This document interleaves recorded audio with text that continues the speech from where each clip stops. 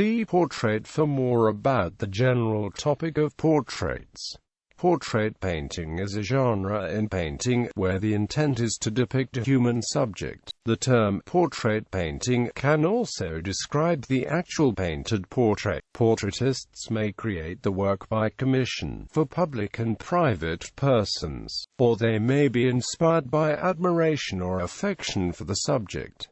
Portraits are often important state and family records, as well as remembrances. Historically, portrait paintings have primarily memorialized the rich and powerful. Over time, however, it became more common for middle-class patrons to commission portraits of the families and colleagues. Today, portrait paintings are still commissioned by governments, corporations, groups, clubs, and individuals. In addition to painting, portraits can also be made in other media such as etching, lithography, photography, video and digital media. Technique and practice. A well-executed portrait is expected to show the inner essence of the subject or a flattering representation, not just a literal likeness. As Aristotle stated, the aim of art is to present not the outward appearance of things, but their inner significance. For this, not the external manner and detail, constitutes true reality. Artists may strive for photographic realism or an impressionistic similarity in depicting the subject, but this differs from a caricature which attempts to reveal character through exaggeration of physical features. The artist generally attempts a representative portrayal, as Edward Burne-Jones stated. The only expression allowable in great portraiture is the expression of character and moral quality, not anything temporary, fleeting, or accidental. In most cases, this results in a serious,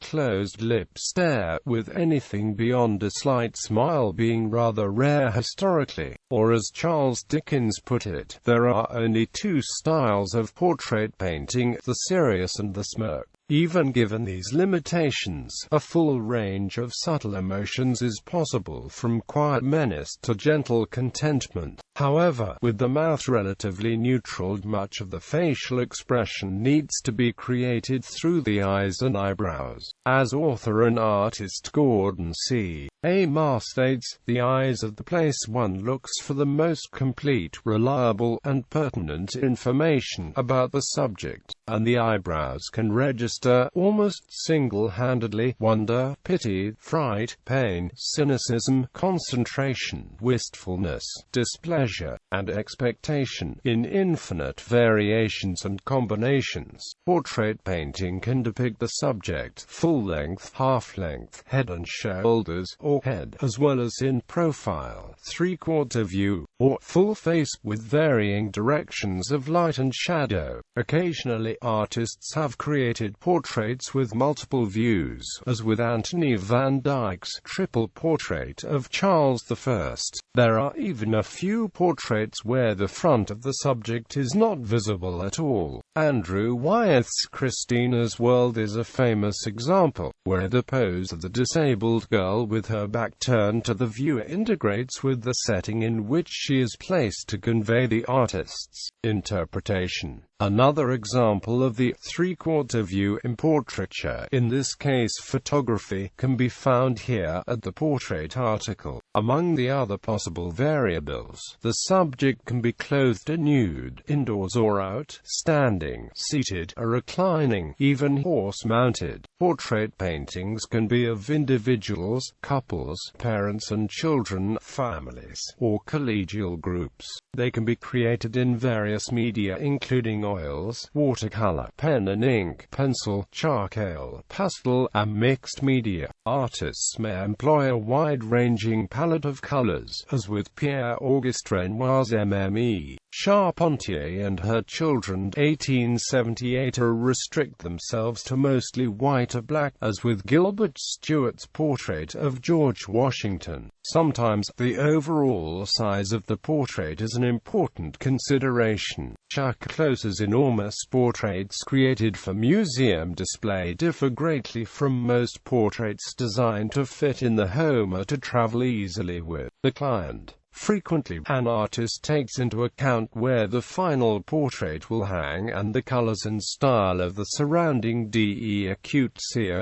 Creating a portrait can take considerable time, usually requiring several sittings. Cézanne, on one extreme, insisted on over 100 sittings from his subject. Goya, on the other hand, preferred one long day's sitting. The average is about 4. Portraitists sometimes present the sitters with a portfolio of drawings or photos from which a sitter would select a preferred pose, as did Sir Joshua Reynolds. Some, such as Hans Holbein the Younger, make a drawing of the face, then complete the rest of the painting without the sitter. In the 18th century, it would typically take about 1 year to deliver a completed portrait to a client. Managing the sitter's expectations and mood is a serious concern for the portrait artist. As to the faithfulness of the portrait to the sitter's appearance, portraitists are generally consistent in their approach. Clients who sought out Sir Joshua Reynolds knew that they would receive a flattering result, while sitters of Thomas Eakins knew to expect a realistic, unsparing portrait. Some subjects voice strong preferences, others let the artist decide entirely. Oliver Cromwell famously demanded that his portrait show all these roughnesses, pimples, warts, and everything as you see me, otherwise I will never pay a farthing for it.